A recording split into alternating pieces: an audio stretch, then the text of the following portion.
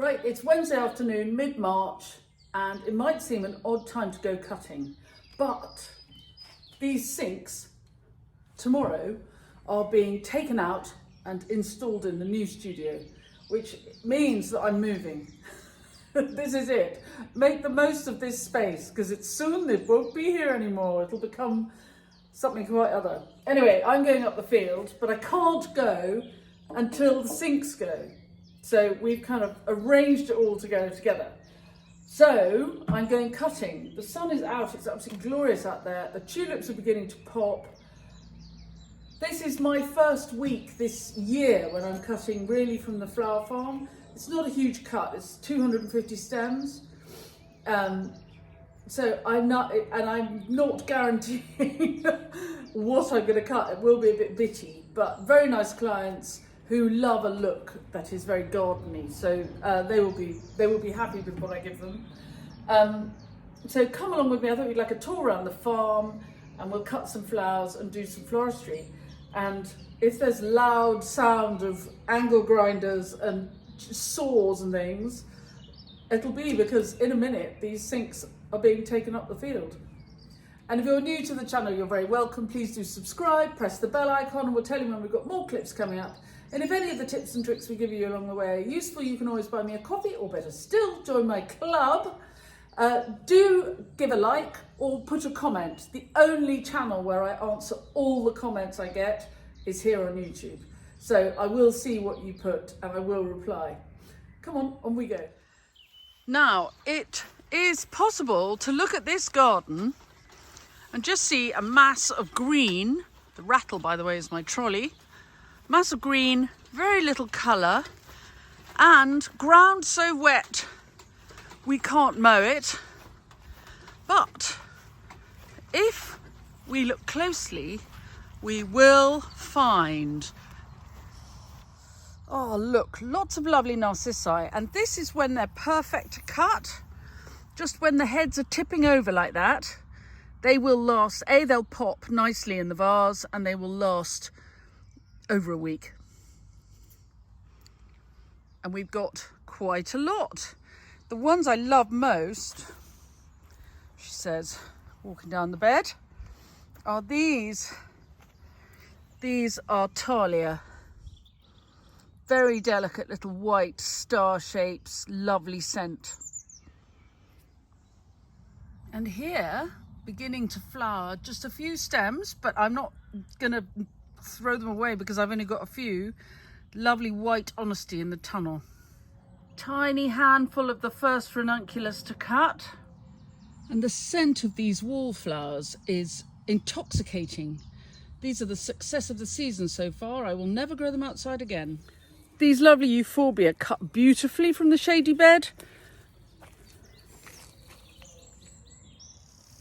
The brachioglottis, I've been cutting it all winter. You can see sort of naked patches, but now it's the spring. It looks really lovely because it's sort of, but you can see where it's bursting into leaf and putting on growth. Makes very nice sort of bunches to cut. Oh, look, as we're passing, do you remember the patch I sowed with a kind of bespoke cornfield mix the other day from Higgledy Garden? Well, look here. It's all busy germinating.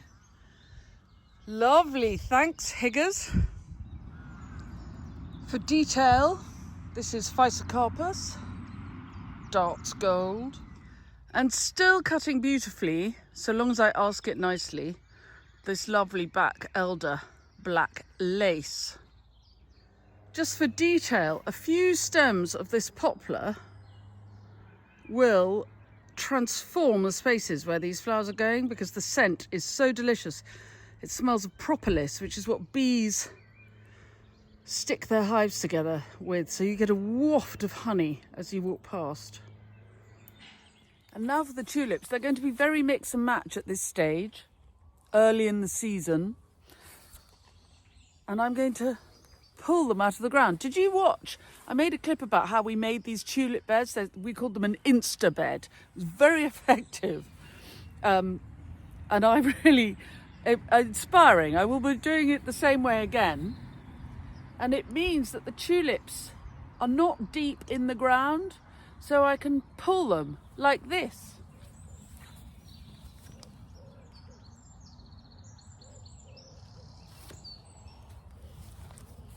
And there is my tulip.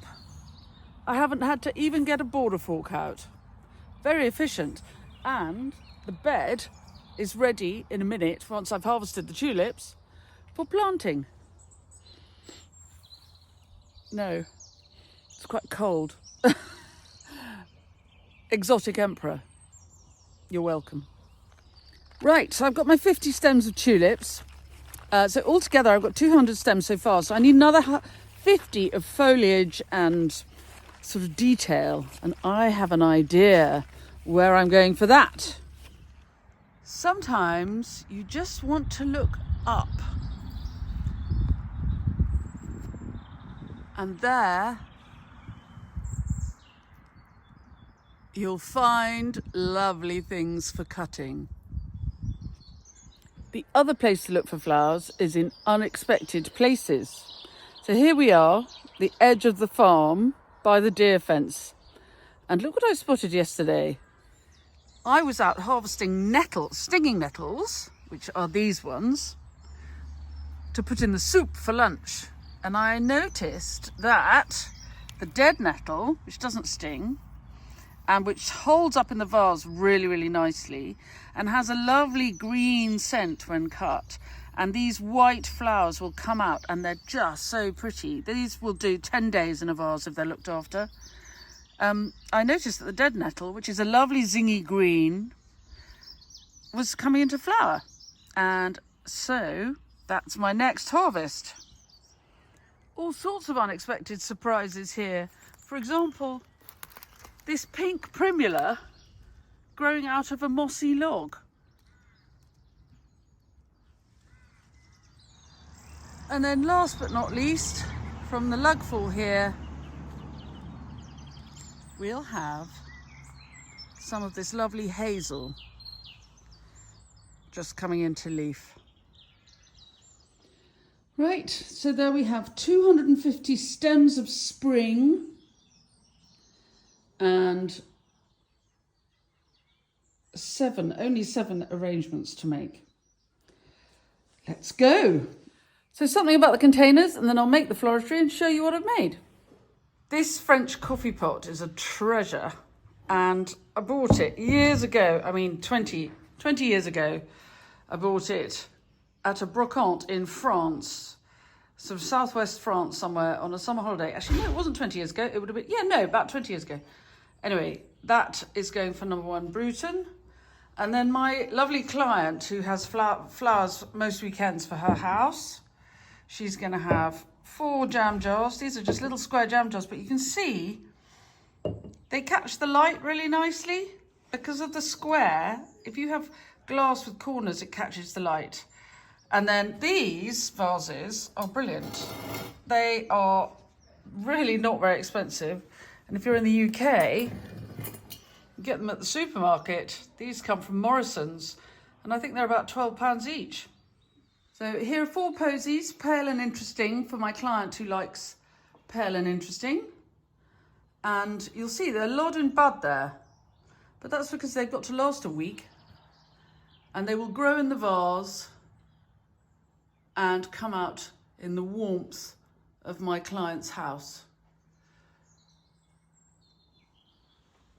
I love the posies. Right, I've changed my mind about the enamel jug. I'm going to do the water cooler for number 1 Bruton. And this piece I bought in, I think, must have been about 1993 in a little market town in France called Villefranche de Rouergue, in the days when I worked at American Vogue, and I went down to stay with my friend Paul Williamson, who has lived in Australia for a very long time. But in those days, his parents had a little house, or it was a lovely house, farmhouse, in the Aveyron, and we all went and had a stay, and that's my souvenir from that trip.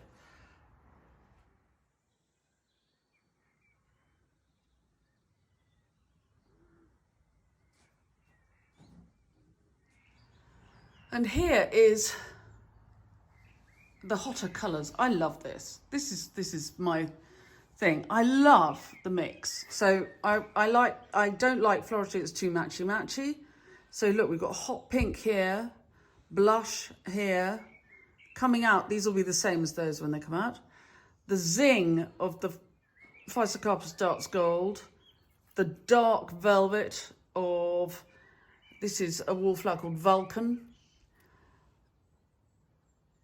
The lacy, this gorgeous, I mean, this is really, this sings in the mix. The two together, the Physocarpus and the black elder, this is black lace, are so good. This was quite a nice arrangement. And then I put the elder and the Physocarpus in, and the whole thing came alive. We're having, over in the club, we're going to have a discussion about using colour in floristry in one of our live sessions coming up. And I'm really looking forward to it because I have a really, really strong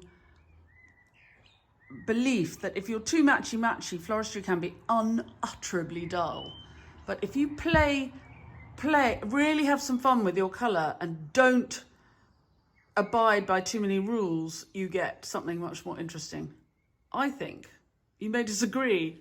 Anyway, thank you very much for coming along. I've got loads of really good floristry demos and chats coming up with on my website. Have a look.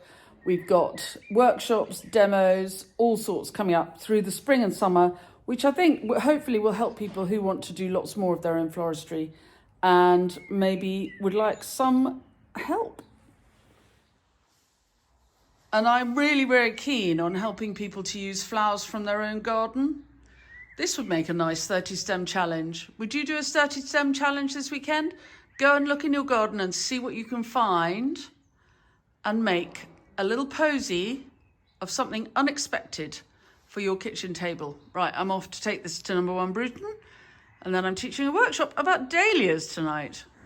I love this arrangement because it's got a handle, so it makes it very easy to carry when I'm delivering it to fashionable Bruton.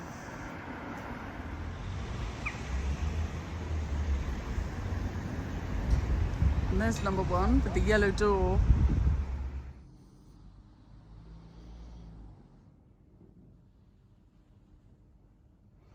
And there she is in the drawing room of fashionable Bruton, number 1.